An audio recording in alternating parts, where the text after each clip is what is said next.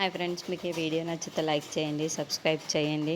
వెన్నెల కోసం తెలుసుకోదామని చెప్పేసి వరలక్ష్మి స్వామి దగ్గరికి వస్తూ ఉంటుంది. ఇంతలో అక్కడున్న వెన్నెల ఫోటోని చూపించి, తను నా పాప, నా కన్న పేగు తెంచుకున్న పాప, మేము విడిపోయి 11 ఏళ్ళు అవుతుంది. ఇప్పుడు ఎలా ఉందో ఎక్కడ ఉందో కూడా తెలియదు.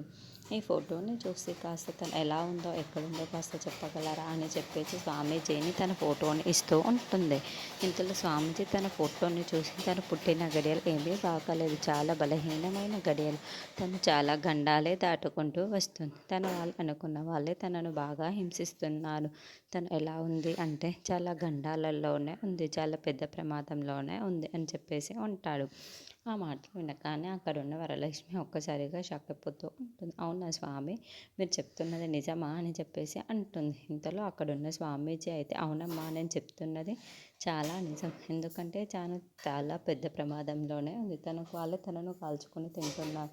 ఇప్పుడు ఆ పాపకు చాలా ఎక్కువ గండమే, తను ఎక్కువ ఉండి సరిగ్గా వెళ్ళి తనని కాపాడడం చాలా మంచి అని చెప్పేసి అంటాడు. ఆ మాటలు వినగానే అక్కడున్న వరలక్ష్మి ఒక్కసారిగా షాక్ అయిపోయి, ఇప్పుడు ఎక్కడుందో ఎలా వెతకను అని చెప్పేసి అనుకుంటూ ఉంటుంది.